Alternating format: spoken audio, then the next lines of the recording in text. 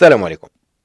في واحد الصباح مع 6 ديال الصباح في الكورنيش ديال الدار البيضاء حدا البحر، كانت واقفه واحد الطوموبيل من النوع الفاخر.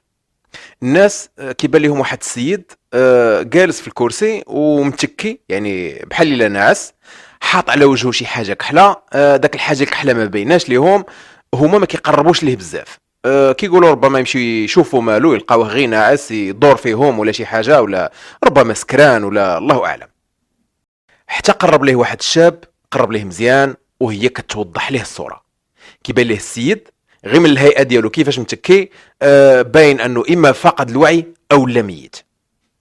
وداك الحاجه الكحله اللي على وجهه ماشي فوطه كيف ما كانوا كيتوقعوا بزاف ديال الناس اللي دازهم تما واللي شافوه حتى هو براسو، وانما واحد البلاستيكه كحله، بلاستيكه ديال الزبل من النوع الغليظ، راسو مخشي فيها. دق عليه في الطوموبيل، في الزاج ديال الطوموبيل، ما جاوبوش، ما صدرات منه حتى شي حركه. عيط لشي ناس كانوا دايزين من تما باش يعاونوه، ونيت باش ما يكونش بوحدو، باش ما يتهموهش الا جاو البوليس والسيد يكون مقتول ولا ميت ولا على اساس ان ميت ماشي هي مقتول زعما. ما عليناش. المهم عيط لشي ناس كانوا دايزين من تما، بغاو يفتحوا داك الطوموبيل، ما تفتحاش اليوم. بقاو كيتشاوروا بيناتهم واش يهرسوا الزاج ديال الطوموبيل، واش يعيطوا للبوليس هما الاولين. اتفقوا باش يديروهم بجوج، يعيطوا للبوليس ويهرسوا الزاج ديال الطوموبيل باش يخرجوا السيد، ربما يكون كيتخنق ومازال حي ويقدروا ينقذوه ولا شي حاجه. فعلا داكشي اللي داروا، عيطوا للبوليس، هرسوا الزاج ديال الطوموبيل، خرجوا السيد لبرا، مدوه على الارض، حيدوا ليه داك البلاستيكه، وبان لهم بلي السيد راه ميت لانه ما كانش كيتنفس. الراس ديالو كله مضروب، مهرس بحال شي حجره ولا بشي حديده، ولا بقاو كيتسناو البوليس. وصلوا البوليس، تبين لهم بلي هذيك راه جريمه قتل. الاسعاف ما بقى ما يعيطوا ليه، عيطوا للناس ديال الطب الشرعي، بداو الخدمه ديالهم تما، خداو الاقوال ديال الناس اللي كانوا تما اللي شافوا الحادثه، وبداو التحقيق. السيد ما لقاو عنده حتى شي ورق في الطوموبيل، حتى الوراق ديال الطوموبيل ما كاينينش، ما عنده لا بسطام لا بطاقه وطنيه لا حتى شي حاجه. البصمات بطبيعه الحال كيطولوا شويه، ولكن غير من خلال الترقيم ديال السياره، الماتريكول، قدروا يعرفوا في البلاصه شكون هو داك السيد. البوليس ملي خداو المعلومات ديالو والاسم ديالو، كيلقاو واحد التطابق ديال واحد البلاغ اللي يلاه وصلهم واحد 5 ولا 6 ديال السوايع، يعني في داك الليله نيت. واحد السيده عيطات ليهم، قالت لهم باللي شي شفاره دخلوا عليها للدار، الفيلا ديالها في واحد المنطقه راقيه في الدار البيضاء، لابسين الكحل، دخلوا مسلحين، سرقوا لهم كاع داكشي اللي كاين في الفيلا، الذهب، كاع داكشي الغالي، كتفوها، تعداو عليها، ضربوها، خلوها مكتفه، وخداو راجلها معاهم على اساس وقيلا خداوه باش يعطيهم الرقم السري ديال البنكه ويخرج شي فلوس ولا. وخداوه بالطوموبيل ديالو، خداو السوارت، ركبوا معاه في الطوموبيل ديالو ومشاو. هي ملي شافتهم مشاو، مشات كتقلب على التليفون وخا يديها مكتفي اللور، ولكن بواحد الطريقه قدرت باش تعيط للبوليس وخبرتهم داكشي اللي كاين. الزوجه ديالو اللي كانوا جاو البوليس لعندها وفكوها وعاودت لهم شنو كاين، داوها للمستشفى، ولكن لقاو عندها غير واحد جروح بسيطه في جبهه وفي يديها. من بعد رجعت الفيلا ديالها، وجاو عندها العائله ديالها باتوا معاها حتى يشوفوا شنو كاين. هاد الصباح هذا البوليس ملي تعرفوا على الضحيه عيطوا ليها، قالوا ليها دابا تجي عندنا. مشات لعندهم، وصلت لعند البوليس في واحد الحاله ديال انهيار، واحد الحاله يرثى لها، وبينما نعساش وكتبكي. قالت لهم واش لقيتوه؟ لقيتوه لي راجلي؟ قالوا لها فعلا راه لقيناه، ولكن ما لقينا عنده حتى شي وثائق ديال الاثبات. دابا خصك تمشي تعرفي عليه باش نتاكدوا 100%. غتمشي للمستودع الاموات، السيد راه هزوه لامورك. فعلا داكشي اللي دارت، مشات، غير وصلت لتما، فتحوا ليها الثلاجه، شافتو، طاحت وبقات كتبكي. عرفوا باللي هذاك راه فعلا راجلها، بلا ما تحتاج لا اثبات لا والو، ولكن من بعد اكدت لهم. الحاجه اللي ثارت الانتباه ديال البوليس هو ان السيده الزوجه ديالو مازال صغيره بزاف، يلاه في اوائل العشرينات، كاع يكون عندها 21 22 23 سنه. السيد اللي لقاوه ميت واللي كتقول باللي هو الزوج ديالها، السيد باينه كبير بزاف، يعني تقريبا في اوائل الستينات، او يعني قرب للتقاعد. ما كاينش واحد التطابق، شي حاجه كاينه في القضيه. شكون هو السيد هذا، وشنو القصه ديالو مع هاد الزوجه اللي صغر منه بكثر من 40 سنه؟ شكون هما هادو اللي جاو هجموا عليهم للدار، وعلاش هجموا عليهم وداو لهم حوايجهم وخرجوا هو بالطوموبيل ديالو وخلاوه مقتول في واحد البلاصه حدا البحر. هادشي اللي غادي نعرفو في هاد الحلقه.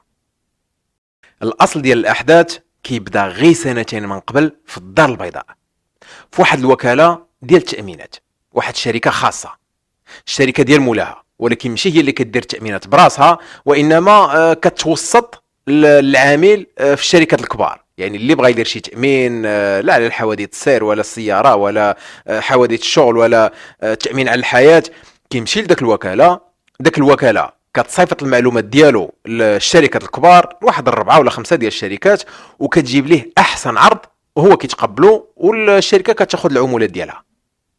هاد الشركه المالك ديالها والمدير ديالها هو السي محجوب. السي محجوب واحد السيد اللي في اوائل الستينات دوز حياته كلها غير في الخدمه في مجال ديال التامينات. في الاول هو براسو كان كيخدم عند شركات اخرين ديال التامينات، من بعد قرر يدير الشركه ديالو بحكم التجربه ديالو، دار وكاله ديال الوساطه ديال التامينات. من نهار توفات الزوجه ديالو الله يرحمها، هذيك اكثر من 10 سنين وهو غير بوحدو. الحياه ديالو كلها مركزه غير على الشغل، داكشي علاش كان ناجح في الخدمه ديالو، لان التركيز ديالو كان غير على الخدمه. السي سليمان عنده 3 ديال الاولاد، 2 ديال الذكور وواحد اناث. انثى وحده، انثى ماشي جوج، ماشي واحد اناث.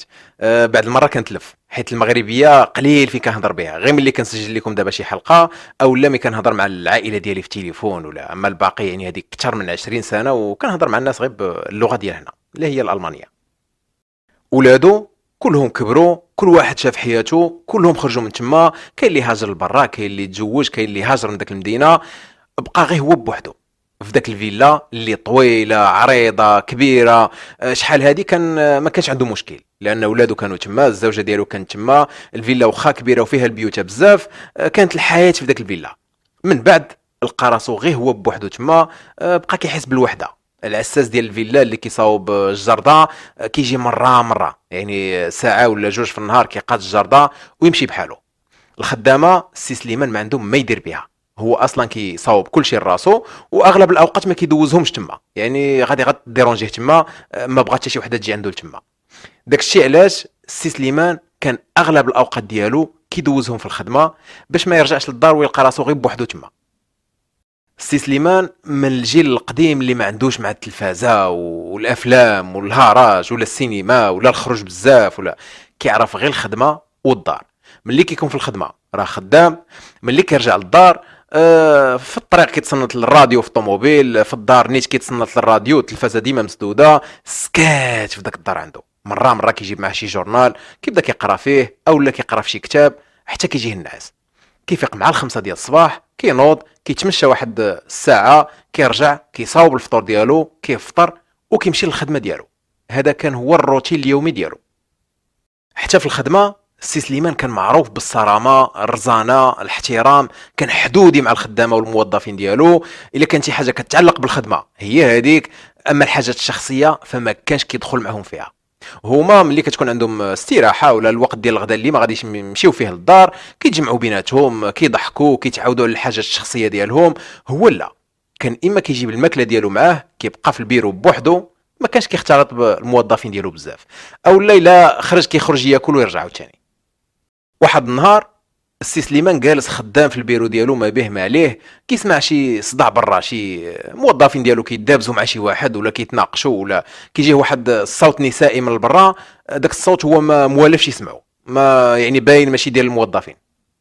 خرج يشوف شنو كاين، كيلقى الموظف ديالو كيتناقش مع واحد البنت اللي مازال صغيره في السن.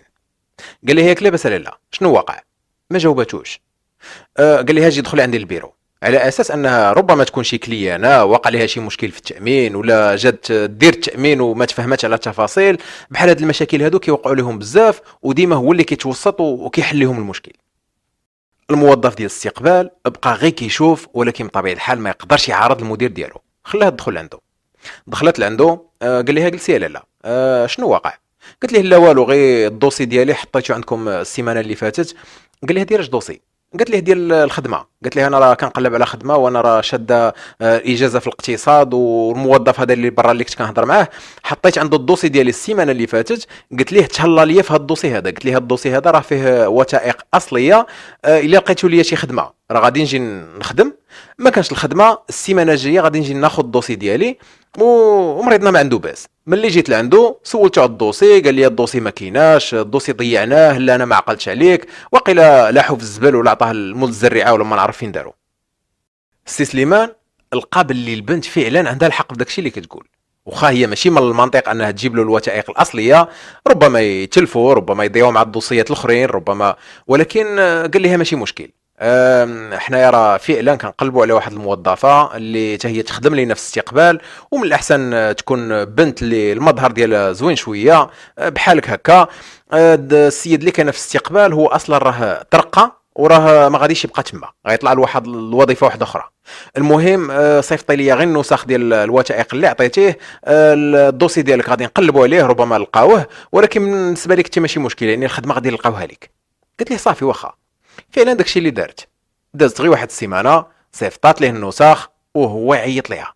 السي سليمان براسو، هما موالفين غير الموظفين هما اللي كيعيطوا، ولكن هو عيط براسو. قال لها مبروك عليك راه لقينا لك الخدمه. السي سليمان كان ظريف معاها، ماشي حيت ناوي معاها شي حاجه ولا بانت ليه فيها، وانما كان كيحاول يصلح الغلطه ديال الموظف ديالو. من بعد ملي غادي تبدا معاهم الخدمه غادي يعاملها بحال كاع الموظفين. البنت بدات معاهم الخدمه، هاد البنت اللي سميتها غيزلان، وكانت يلاه حاصله على الاجازه في الاقتصاد.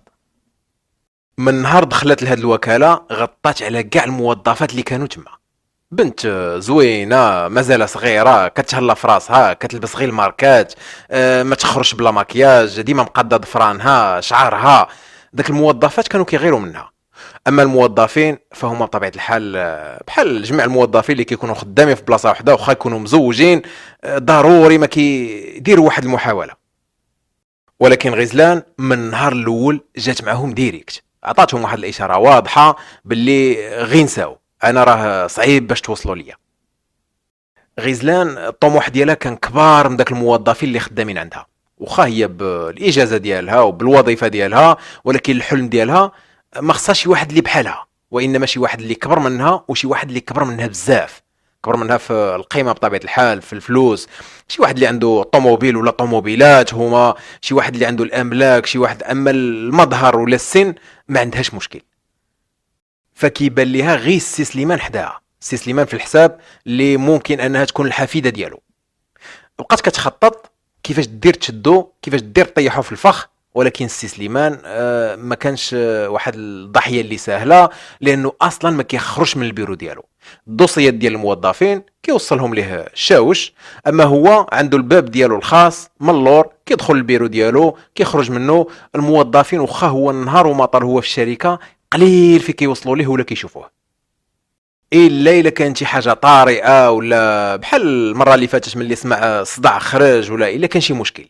اما الا كانت غير شي حاجه عاديه فكاين الموظفين اللي كيتكلفوا بها. حتى الطوموبيل ديالو كان كيباركيها في واحد الباركينغ اللي خاص به مورا الشركه، ماشي قدام الشركه فين كيباركيو الزبناء والموظفين.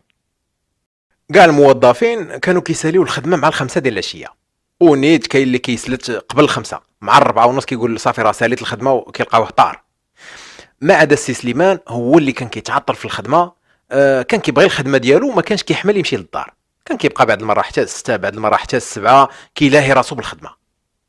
واحد العشيه الموظفين كلهم خرجوا مع الخمسة ديال العشيه، بقى تما غير السي سليمان والفام ديال الميناج اللي كتجي حتى كيخرجوا الخدامه باش كتنظف داكشي على خاطرها. السي سليمان ديما قبل ما يخرج بحالو كيخرج كيضرب واحد الدوره شرفيه، كيسد البيبان، عاد كيمشي بحالو. خرج وهي تبان ليه غزلان مازال خدامه، تفاجئ بها، مشى لعندها قال لها راه فات لك الوقت، تعطلتي يعني دابا راه 6. قالت ليه لا انا راه بصراحه كتعجبني الخدمه وما كانت مازال عندي شي خدمه معطله، وانا كيعجبني نسالي الخدمه ديالي اليوم، ما كيعجبنيش نخلي شي خدمه لغدا. السي سليمان عجبو الحال، قال لها تبارك الله عليك، هادو هما الموظفين اللي كنبغي انا. ولكن غزلان هذه كانت غير خطه باش تقدر تواصل مع السي سليمان، وما كانش هذه اول مره. داك السيمانه كلها كيخرجوا الموظفين مع 4:30 ولا مع 5، هي كتبقى حتى كيسالي السي سليمان الخدمه ديالو، وعاد كيخرج مع 6 ولا بعض المرات حتى 7. هي كتبقى شاده واحد التليفون وكتلعب كارطه ولا كتلعب شي العاب في التليفون. ملي كتشوفو جاي كتشد ستيلو وكدير راسها كتخدم، ونفس القضيه بحال كل عشيه. واحد العشيه بحال كل عشيه قال لها تبارك الله عليك، وكيتسناها باش تخرج، باش يهبط الريدويات ويدوز الخاميات ويتسنى الفام د الميناشات تمشي بحالها، يسد كلشي ويمشي. وقفات وهي تبان ليه بحال الا كتعرج. قال لها مالكي؟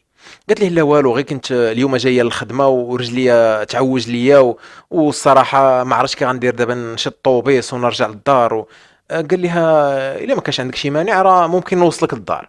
قالت ليه حتى انا الا ما كنتش غادي نعذبك ممكن توصلني. فعلا خرجوا، وخرجت زعما راه كتعرج ومشات ديريكت للطوموبيل، هي عارفه الطوموبيل ديالو فين كيوقفها.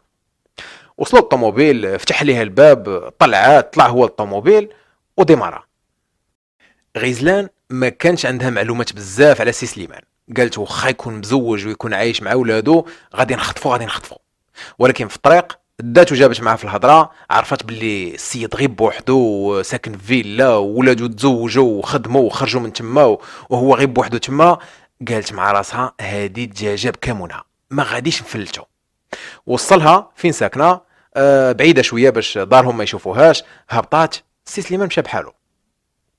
لغد ليه عاود تاني نفس السيناريو، بقات عاود تاني معطله حتى 6 ديال العشيه، عاود تاني وصلها. لغد ليه عاود تاني نفس السيناريو. داك السيمانه بقى كيوصلها كل عشيه للدار، وكدي وتجي معاه في الهضره وضحك معاه وبقات كداصر معاه، حتى السي سليمان عجبو الحال. ما بقاش كيحس بالوحده بزاف من بعد الخدمه.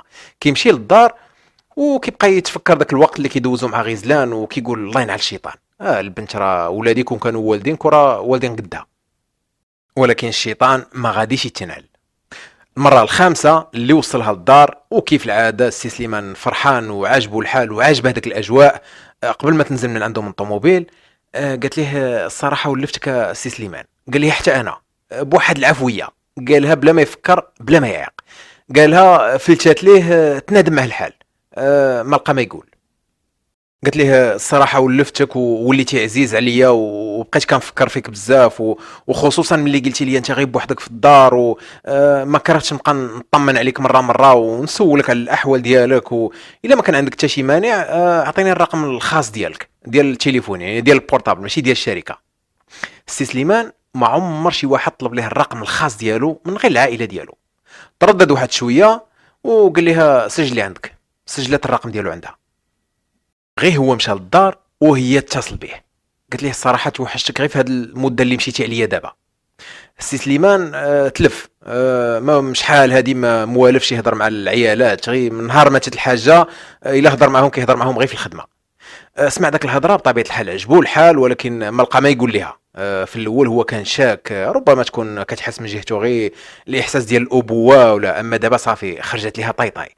قال لها خيار. السيمانه اللي موراها كان حس باللي رجليها براو، يعني ما بقاش كتعرج، واخا هي ما كانت لا كتعرج لا والو، كانت غير تمثيليه، فما بقاش كيوصلها، ما بقاش عنده السبب باش يوصلها. ولكن بقات كتصيفط ليه الميساجات كل نهار، كتصل به كل عشيه، وقتاش غادي تمشي تنعس، ملي كيفيق وقتاش غادي توصل للخدمه، واش نضموندي لك على شي قهوه، واش كذا. المهم بقات معاه على اتصال النهار وما طال، وحتى في العشيه ملي كيمشي للدار. واحد النهار عاود تاني غيزلان بقات خدامه حتى ل6 ديال العشيه. الموظفين كانوا كيشوفوها كتبقى تما في الخدمه، ولكن قالوا ربما يكون عندها الهيد ديال السي سليمان وكتعجبها الخدمه، ولا كتخاف تبقى بوحدها في الدار، وما كانش عندهم ادنى فكره انها كتلعب على المدير ديالهم وباغا طيحو في الفخ. المهم السي سليمان خرج لعندها مع 6، قال لها واش نوصلك؟ قالت لي ولكن من الاحسن وصلني لعندك للدار. قال لها كيفاش نوصلك عندي للدار؟ قالت لي الصراحه ماما وبابا راهم مسافرين هاد الليله، هما وخوتي، وانا كنخاف في الدار، كيجيني الخوف في الدار، واتصلت بواحد صاحبتي باش نبات عندها وهي ما مسالياش. الا ما كان عندك حتى شي مانع ديني لعندك، انا غادي انا بيتني غير برا في الصالون ولا شي حاجه، وانت بات في البيت ديالك اللي موالف كتبات فيه. السي سليمان تفاجئ بهذا الطلب الغريب ديالها، ولكن حس براسو بحال الا يعني الواجب انه يديباني هذاك الليله. فعلا داكشي اللي دار، داها مع اهل الدار، شراو العشاء من برا، تعشاو، بقات هي كتفرج في التلفازه لتحت في الصالون، هو قال لها انا غادي نطلع نعس، هو موالف كينعس بكري. فعلا داكشي اللي دار، طلع بدل حوايجو ودخل ينعس. سي سليمان ناعس في الفراش ديالو ما عليه ما به، كيحس بشي حاجه حداه، شي واحد حداه في وسط الفراش. قال مع راسو واقيلا كيحلم، الحاجه في رؤيا الايام القديمه. ملي فتح عينيه كتبان ليه غزلان لابسه حتى هي البيجامه ديالها وتحت من الفراش وحداه. تفاجأ، ولكن غزلان ما خلات ليهش الفرصه باش يتفاجئ ولا يقول شي حاجه. الشيطان حتى هو كان واقف بيناتهم، بقى كيصفق ليها. وقع ما وقع. غزلان ما عمرها كان عندها تجربه مع شي واحد في السن ديال سي سليمان. كانت كتقول مع راسها الناس الكبار، السيد عنده 60 سنه يكون مقابل غير الصلايه والجامع ونسى الايام القديمه. ولكن غزلان براسها تفاجات. سي سليمان وي ويو وهو هي ليا. ولكن غزلان بطبيعه الحال ما خصهاش تبين. ملي فقط من القلبه بقات كتبكي عليه تما، وخرجتي عليا واستغليتيني ولحظه ضعف وانا كنت بوحدي لتحت في الصالون وخفت وقلت غنطلع لعندك غنتوانس حداك، حتى نفيق في الصباح ونمشي بحالي، وانت دابا استغليتيني ودابا شنو غادي نديرو؟ السي سليمان حتى هو ملي حس براسو بحال الا تورط، حتى هو تنادم مع الحال. ليها الصراحه انا تفاجات وما عرف شنو جرى ليا ولكن غادي نلقاو الحل، غادي نلقاو الحل. دابا اللي بغيتي نديروه. قالت ليه دابا شنو بغيتينا نديرو؟ قالت ليه والديا الا ساقوا لي الخبر غادي يذبحوني، غادي يقتلوني، غيجريو عليا من الدار. قالت ليه الحل الوحيد هو الزواج. السي سليمان ملي سمعها نطقات بكلمه الزواج قصرات عليه الطريق. هو براسو كان باغي يفتحها في هذا الموضوع قبل حتى ما طلع لعنده البيت الناس، ولكن قال مع راسو الله ينعر الشيطان، ربما البنت انا فاهمها غلط، البنت مازال صغيره بزاف عليا وشنو غادي يعجبها فيا، والجاب الجاب وخا انا عندي الفلوس وانا المدير ديالها، ولكن انا كبير وكي غندير نبان معها في الشارع وعند عائلتها ما غاديش يقبلوا عليا. كان فكار هو في هذا الموضوع، ولكن ملي قالتها ليه فرح داخليا. قال لها صافي واخا علاش لا. وفعلا داكشي اللي كان. غزلان عاودت لوالديها كلشي. بطبيعه الحال ما قالت لهمش راه مشات باتت عنده ولا راه دارت معاه شي حاجه ولا. داك الليله قالت لهم راه غتمشي تبات عند واحد صاحبتها اللي الوالدين ديالها كيعرفوها، وصاتها قالت لها الا اتصلوا بك قولي لهم رانا هنا. ولكن قالت لهم على السن ديالو. في الاول تصدموا، قالوا لها هذه هي اللي ما تكونش صافي، داكشي اللي كان باقي لينا في الحساب، بنتنا غادي تزوج بواحد عنده 60 سنه. ولكن من بعد ملي وضحات لهم الصوره، شرحات لهم السيد راه عنده جوج طوموبيلات، طوموبيل كيتحرك بها وطوموبيل حاطها غير في الكراج، السيد راه ما عنده لا مرا لا والو، الزوجه ديالو ماتت، هو المدير ديالي، السيد لاباس عليه، عنده فيلا. قالوا لها اي يا بنتي علاش لا، والعمر راه غير ارقام، المهم هو الواحد يكون راجل وقاد براسو. وانت عاودتي لنا على هذا السيد الله يعمرها دار، صافي الله يكمل بخير، قولي ليه يجي يخطب. السي سليمان شرا الكادوات ليها ولمها ولباها ولخوتها ولطاسيلتها كلها ومشى لعندها باش يخطب. مشى لقاهم كيتسناوه في الباب، استقبلوه احسن استقبال، رحبوا به، كبروا به، دخلوه، جابوا ليه الماكله، المشروبات. سي سليمان مسكين حشمان حيت هو كبر من باها وكبر حتى من ما. الوالدين ديال غزلان وخا عيقوا، بالغوا في الطلبات ديالهم، ديال الخطوبه، المصاريف ديال العرس، الصداق، الهدايا. السي سليمان قال لهم ماشي مشكل، اللي بغيتوها تجيكم. من بعد واحد المده تزوجوا ولكن بلا عرس. هذاك هو الشرط اللي كان شارط عليهم السي سليمان، وما قالوا ليه ماشي مشكل. المهم هي داك الفلوس اللي مورا السي سليمان. السي سليمان في الاول ما قالهاش لولادو، ولكن من بعد صارحهم لقاهم حتى هما ما معارضينش، حتى هما كانوا عارفين غير بوحدو تما. غيجيب شي وحده اللي تونسو، تكون صغيره تكون كبيره، هما ما شغلهمش، هما اصلا ما كاينش تما. غزلان عجباتها الحياه الجديده ديالها، ولات كتشري غير الماركات، كتمشي غير البلايص الراقيين، ولات عندها الطوموبيل ديالها خاصه، حبست من الخدمه، ما بقات لا تماره لا والو، الفلوس اللي بغاتها كتجيها. السي سليمان حتى هو كان فرحان بالحياه الجديده ديالو، خصوصا وخا هي جابت خدامه، هو ما كانش كيحمل ان تكون عنده خدامه في الدار، ولكن قال ماشي مشكل، يعني كاين شي واحد اللي غادي يقابل داك الخدامه. سي سليمان كيخدم كيف العاده ما بقاش كيتعطل في الخدمه حتى ل6 حتى ل7 بحال ديما، وانما كيرجع مع ال5 ديريكت. كيرجع كيلقى الماكله واجده، كيلقى الاتاي، كيلقى اللي يجمع معاها اللي هي غزلان، ولفاتو حتى هو يبقى يشوف تلفزيون، كيشوفوا هما بجوج المسلسلات ولا افلام ولا كيتونس بها في الدار. عجباتو الحياه الجديده. الحاجه اللي ما كانش عارفها السي سليمان وما كانوش عارفينها حتى والديها، وحتى نتوما ربما ما غاديش تصدمكم بعد ما عاودت لكم على غزلان، هو ان غزلان كانت على علاقه مع واحد الشاب من شحال هادي، من سنين وسنين، قبل حتى ما تتعرف على السي سليمان. كان قرا معها في لافاك، حتى هو كان داير الاقتصاد، هو ما كملش، خرج كان خدام غارسون في واحد القهوه. غزلان كملات، تخرجت وخدمات. العلاقه بين غزلان وسهيل ما عمرها انقطعت قبل ما تزوج بالسي سليمان بطبيعه الحال. شحال من مره فتحته في الزواج، كان ديما كيتهرب، انا مازال صغير، ما قاد على مسؤوليه، انا مازال ما خدامش، انا ما قادش على الزواج. وهو فعلا كان مازال صغير على الزواج، لانه بالنسبه للشاب عنده 23 سنه ماشي بحال البنت كتزوج شويه بكري. الشباب الاغلبيه ديالهم كيتزوجوا حتى كيفوتوا 30. ملي كانت تعرفت على السي سليمان، هضرات مع سهيل، قالتها ليه، عاودت ليه على كل شيء. جا هو قال لها علاش لا، قال لها تزوجي به، السيد لاباس عليه وغادي يكون بالمصاريف ديالك وداك الشيء اللي بغيتيها تلقايها، وانا وياك نبقاو على علاقه، حتى شي واحد ما غادي يعيق بينا. في الاول تردات، عايراتو، ولكن من بعد فكرات مزيان ولقات الفكره زوينه بالنسبه ليها بطبيعه الحال. فملي تزوجات وفات بالوعد ديالها لسهيل، وكانت مازال كتلاقاه. السي سليمان كيمشي للخدمه من هنا، وهي كديماري الطوموبيل ديالها اللي شرا ليها السي سليمان، وكتمشي عند سهيل. كان ديما ملي كيسالي الخدمه في داك القهوه اللي هو خدام فيها غارسون، غزلان كتمشي عنده بالطوموبيل، كتهزو كيمشيو لواحد البارتما، واحد الشقه مفروشه اللي هي كارياها بالفلوس ديال السي سليمان. السي سليمان بطبيعه الحال ما كان عارف والو، ما كان عايق حتى بشي حاجه، كانت كتعاملو مزيان، كيرجع كيلقى كلشي واجد، كتضحك ليه، كتبين ليه الحب والحنان. السي سليمان عايش السعاده، حتى هي عايشه السعاده، ولكن معاه عايشه السعاده غير بالفلوس. السعاده الحقيقيه ديال الزواج، ديال العلاقه، ديال الحب، كانت عايشاها مع سهيل.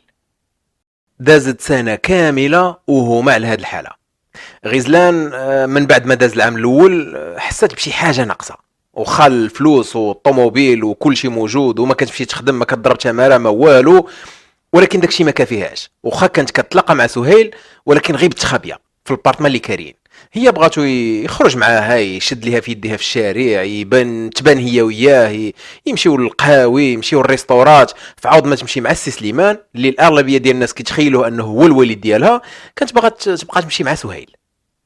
غزلان كانت كتعاود لسهيل كلشي، قالت ليه ما كرهت تكون انت اللي تزوجتي بيا، وبنات خالاتي وبنات عماتي كلهم كيضحكوا عليا، كيقولوا لي تزوجتي بواحد شارف، يعني واخا الفلوس واخا الحياه زوينه، ولكن داكشي ما كافيش، هي باغا شي واحد اللي هو يبغيها وهي تبغيه. سهيل قال لها ماشي مشكل، قال لها طلقي منه، خذي منه شي بركه، يعني شحال ما كان، داك البركه نديروا بها شي مشروع ولا شي حاجه ونتزوجوا انا وياك. جات هي قالت ليه لا، قالت ليه داكشي ما كافينيش. غزلان ولفات الحياه ديال الرفاهيه والحياه ديال الاغنياء والريستورات الغاليين والماركات، وخا طلق من سي سليمان وتاخذ منه شي بركه، ما غتبقاش عايشه في نفس المستوى. هي ما كانش باغا تنازل على المستوى اللي ولات عايشه فيه. قالت ليه عندي واحد الفكره احسن. قال لها شنو هي؟ قالت ليه نصفيوها ليه. قال لها حتى لهادي لا. قال لها نسرقوا، نخدعوا، نصبوا، قال لها ولكن حتى القتيله، حتى شي واحد ما كيقتل وكيفلت منها. قالت ليه ما تخافش، مالك خوف، انا راه مخطط لكل شيء. قالت ليه فعوض ما ناخذ منه غير شي بركه الا طلقت منه، غادي ناخذ تقريبا كل شيء. قال لها كيفاش غتاخذي كل شيء؟ السيد عنده ولادو، انت ما والده معاه، ما حتى شي حاجه. قالت ليه هو راه كيخبي الفلوس في الدار، هو راه كيتهرب من الضرائب، ما كيحطش فلوس في البنكه باش ما يعيقوش به، كاع الفلوس ديالو كيخبيها في الدار، عاد زيد الذهب ديال مرته اللي ماتت والهدايا اللي كان شاري ليها كل شيء حاط في الدار. الا طلقني غادي نخرج خاويه، حدو غادي يدور معايا ولا يعطيني الفلوس ديال المتعه ولا. اما الا مات كاع داكشي اللي في الدار غادي ناخذو انا، غنولي ارمله، نقدر ناخذ حتى التقاعد ديالو، من بعد نتزوجوا ولا ما نتزوجوش ماشي مشكل، المهم غادي يكون لاباس علينا اكثر الا طلقني. سهيل بقى كيفكر، في الاول تصدم، جاتو الفكره غريبه، ولكن من بعد ملي عاودت ليه داكشي والثروه اللي غادي يخلي ليها عجبو الحال. قال لها ولينا فريض، شنو هي الخطه اللي خططتي؟ قالت ليه سهله. قالت ليه غادي تجي انت وشي واحد اللي كتيق فيه، ومن الاحسن تجيو 3 كاع، شي واحد اللي تخلصهم بواحد المبلغ اللي مغري اللي ما غاديش يقولوا لا. قال لها ونجي غير بوحدي، قالت ليه انت راه ما شايف السي سليمان، السي سليمان راه واخا هكاك، واخا راجل كبير شويه في السن 60 سنه، ولكن طويل وكيتريني ومهلي في صحته. قالت ليه غادي تجي غادي يخربقك، اللهم جيب معك جوج ولا ثلاثه. قالت ليه اسمعني دابا مزيان، عطيني ودنك. الليله اللي غادي نتفقوا عليها انا والسي سليمان غادي نخرجوا ناكلوا برا. هو ديما كيسمع هضرتي، غنقول ليه غادي نخرجوا نسهروا شويه نبدلوا الجو، غادي يقول لي انا غادي نعطيك الساروت ديال الفيلا، نتوما غادي تسبقونا للفيلا. داك الليله هذيك غادي تدخلوا للفيلا، ما تشعلوش الضوء، تخباو في شي بلاصه. حنا ملي غادي نرجعوا موخرين شويه مع 11 ولا 12 ديال الليل. انا غادي نتعمد نقنعو باش هو اللي يدخل الفيلا الاول، انا غادي نتعطل برا، غادي نبقى برا لشي سبب من الاسباب. ملي غادي يدخل نتوما خصكم تفاجئوه، نتوما خرجوا وفاجئوه، ولكن انا ما بغيتش الدم في الفيلا. نتوما الا كنتو غادي تضربوه جيبوا معكم شي عصي ولا شي حديدات ولا اللي كان. ملي غادي تضربوه وتساليو، داك الساعه نكون انا تما غادي ندخل وغادي نقول لكم اش غادي ديروا. سهيل كيتصنت ليها بحال الا كيتصنت لشي شيطان، منبهر بالافكار ديالها، عجباتو الفكره، وبان ليه باللي هاد الفكره هادي حتى شي واحد ما غادي يعيق بهم. الفلوس بانت ليه سهله، قربت تجي. قال لها صافي واخا، كنعرف واحد صاحبي عبد الرحيم وعبد الله غادي نهضر معاهم وراه غادي يقتنعوا، غير خصنا نتهلاو فيهم. قلت ليه ماشي مشكل، عطيهم داكشي اللي بغاو، شحال ما عطيتيهم غادي يبقى لينا اكثر. وفعلا داكشي اللي داروا. النهار اللي اتفقوا عليه كيف ما كانت متوقعه، هضرات مع السي سليمان، قالت لي غادي نخرجوا ناكلوا الماكله ديال الشينوا، توحشتها، واحد الريستوران كنعرفو، كنت مشيت ليه شحال هادي ولكن كان غالي عليا، بغيت نمشي ليه دابا. السي سليمان قال لها اييه هي الاولى، علاش لا؟ ناض مسكين لبس احسن ما عنده، دار الريحه البارفيوم، ركبوه في الطوموبيل ومشاو ياكلوا. بقاو تما فعلا كيف ما قالت ليه حتى ل 11 ديال الليل، عاد رجعوا. وكيف ما كانوا متفقين كانت عاطيه الساروت لسهيل اللي كانت هو خلاص صحابو وجابهم واتفق معاهم. دخلوا للفيلا وبقاو كيتسناو. ملي دخلوا حيدوا صبابطهم السبرديلات ديالهم، بقاو كيتمشاو تما حفيانين باش ما يديروا الصداع. وصلوا للباب ديال الفيلا، الباب الداخلاني ماشي الباب ديال السور. يلا السي سليمان غادي يفتح الباب، غيزلان قالت له واقيلا نسيت التليفون ديالي في الطوموبيل، انا غادي نشوف. الطوموبيل كانت عندهم لداخل. قال لي انا غادي نمشي نجيبو لي، قالت له لا انت غير دخل، انا غادي نجيب التليفون ديالي ونجي. يلاه السي سليمان دخل وهما شدوه ثلاثه بهم، كل واحد من جهه، طاحوا عليه بالكروشيات بالبنيه. السي سليمان واخا صحيح ولكن ثلاثه ضروري ما غادي يغلبوا واحد. طيحوه الارض وبداو كيضربوه بشي حديدات شي عصيات، كل واحد شنو جايب معاه. كيف ما قالت لهم ممنوع شي واحد يجيب معاه شي جنويه ولا موس، ولا هي ما بغاتش الدم في الفيلا. السي سليمان ما بقاش كيتحرك، فقد الوعي ديالو ولا مات ولا جاه ارتجاج في المخ، ولا المهم ما بقاش كتصدر منه حتى شي حركه. داك الساعه غيزلان دخلات، سهيل شافها، قال لها راه صافي راه فضينا معاه. قالت له ولكن خصنا نتاكدوا، ربما يكون غير فقد الوعي ولا شي حاجه، خصنا نتاكدوا بعدا. مشات هي براسها جابت واحد البلاستيكه من الكوزينه، بلاستيكه ديال الزبل، دارتها ليه على راسو، لواتها من التحت بالسكوتش باش ما يدخل ليه لا اكسجين لا هواء لا حتى شي حاجه، باش يتاكدوا 100% باللي راه مات. الا كان مات بداك الضرب راه مات، ما كانش مات بداك الضرب يموت بنقص في الاكسجين. لبسوا صبابطهم وبقاو كيتسناو البقيه ديال الخطه. عطاتهم السوارد ديال الطوموبيل، قالت لهم غادي تهزوه، غادي تحطوه في الكفر ديال الطوموبيل، غادي تمشيو حتى لحدا البحر، حدا الكورنيش تما في شي باركينغ اللي ما يكون فيه حتى شي واحد. غادي تهزوه، غادي تحطوه لداخل حدا الفولون على اساس انه هو اللي كان سايق. غادي تحيدوا البصمات ديالكم من الطوموبيل من الفولون من البلايص اللي قصوهم، وغادي تخبروا. انا داك الساعه غادي نعيط للبوليس، غادي نقول لهم باللي دخلوا علينا شي شفاره شي اعداء ديالو، سرقوا لينا الفلوس، سرقوا لينا الذهب، وخرجوا واختطفوه ومشاو. هما ملي غادي يلقاوه راه حتى شي واحد ما غادي يسيق الخبار، وغادي نخرجوا منها بحال الشعره من العجينه. هما مازال واقفين. غيزلان ناضت كتهرس في الكوزينه وتهرس في الزاج وتهرس في الطبالي. سهيل قال لها شنو كديري؟ قالت ليه باش تبان على انها راه سرقه، حنا ملي غادي يجيو البوليس غادي نقولوا لهم باللي راه هجموا علينا، الا جاو لقاو كلشي مرتب ما غاديش يثيقوا بينا. وفعلا داكشي اللي كان. هما خرجوا السي سليمان للطوموبيل، طوموبيل يعني في وسط الفيلا دايره بالسور، حتى شي واحد ما قال لهم السلام عليكم، حتى شي واحد ما ديرونجاهم. في ذاك الوقت اللي كانوا هما كيخرجوا فيه السي سليمان، غيزلان طلعت لبيت النعاس، مشات لواحد الصندوقه في البلاكار اللي السي سليمان كان كيخبي فيها كاع الفلوس اللي عنده ديال التهرب الضريبي، كيخبي فيها الذهب ديال مرته اللي ماتت، الاوراق ديال الدار، كاع الحاجات الغاليين كان كيحطهم في ذاك الصندوق. شدات هي داك الصندوق وهبطات اللكاب، خبعته في الكوزينه ديال اللكاب اللي ما كانوش كيستعملوها في واحد البلاصه اللي كتعرفها غير هي. من بعد واحد 5 دقائق سهير رجع لعندها، عطات واحد الفولاره، قالت ليه دابا كتفني، عطيني بعدا التليفون ليدي وكتفني بواحد الطريقه يدي لظهري، ولكن واحد التكتيفه اللي مرخوفه اللي نقدر نفك راسي منها. فعلا داكشي اللي دار، مشات للكوزينه كتفها من يديها من اللور ولكن بواحد الطريقه اللي مرخوفه. شدات هي داك التليفون من بعد ما تاكدت بلي راهم مشاو وعيطات للبوليس، عاودت لهم شنو كاين. البوليس سمعوا الاختطاف والسيده في خطر وتهرس الباب وجاو كيجريو. جاو دخلوا لقاو الباب ما مسدوداش، دخلوا كيلقاوها فعلا مكتفه، ولكن لاحظوا باللي داك التكتيفه مرخوفه شويه. يعني المفروض انها تكون فكاتها قبل حتى ما يجيو هما.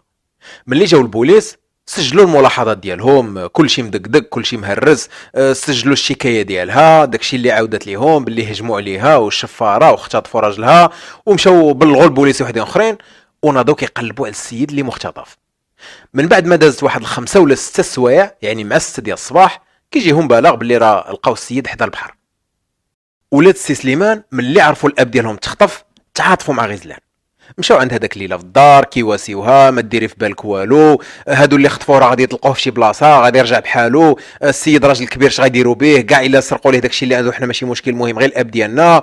المهم بقاو كيحذروها. البوليس ملي كانوا عيطوا ليها وقالوا لها باللي راه لقينا راجلك وربما يكون هو اللي لقيناه مقتول، جات عندهم كتبكي وكتبالغ في داك البكا ديالها وكتبكي بلا دموع، يعني بحال الا كتمثل. البوليس شكوا فيها. البوليس عيطوا ليها قالوا لها راه كاينه شي معطيات جديده في القضيه ديال راجلك، عافاك اجي عندنا اليوم. مشات لعندهم، غير وصلت لعندهم قالوا لها التليفون ديالك جبتيه معاك، بغينا غير في شي قضيه، بغينا غير نتاكدوا من شي حاجه، غير بواحد الشكل روتيني وصافي. هي حست باللي شي حاجه كاينه، قالت لهم لا التليفون ديالي انا ما كنهزوش معايا. داك البوليسي شد التليفون ديالو وعيط ليها لانه عنده الرقم ديال التليفون ديالها. التليفون ديالها صونا في الصاك ديالها. قال لها قلتي لي ما جبتيش التليفون معك. قلت لي نسيتو، ولكن الصراحه انا ما نقدرش نعطيكم التليفون ديالي، التليفون ديالي فيه شي حاجات خاصين، ما نقدرش انا نعطي التليفون ديالي لشي واحد. البوليسي قال لها التليفون راه غادي نحتاجوه في التحقيقات، يعني بغيتي ولا ما بغيتيش التليفون راه غادي يبقى هنايا. ما بغاتش تعطيه ليهم ولكن داوه ليها وصيفطوها، قالوا لها الا كانت شي حاجه راه غادي نعيطوا لك. صيفطوا التليفون ديالها للفحص التقني، كيلقاو هذيك الليله هذيك مصيفطه شي ميساجات ومتصله ما عرف شحال من اتصال وداك الميساجات المحتوى ديالهم ما واضحش بزاف، غير بحال واش وصلتوا، وصافي ننفذوا العمليه، صافي داكشي اللي اتفقنا عليه، واش نتوما فعلا بثلاثه، صافي احنا قربنا نوصلوا، عندكم تفشيل هذه القضيه الى اخره. ولكن راه باينه، يعني ما كانوش شي عباره اللي صريحه قتل ذبح خطف سليمان كذا، ولكن راه باينه، كانوا كيهضروا غير بالرموز، كانوا دايرين الاحتياطات ديالهم. البوليس من خلال داك الرقم اللي كانت كتصيفط له الميساجات قدروا يعرفوا شكون هو مول داك الرقم اللي هو سهيل، لانه كان واخد داك السيم كارت بلا كارت ناسيونال ديالو، لا كارت مسجله.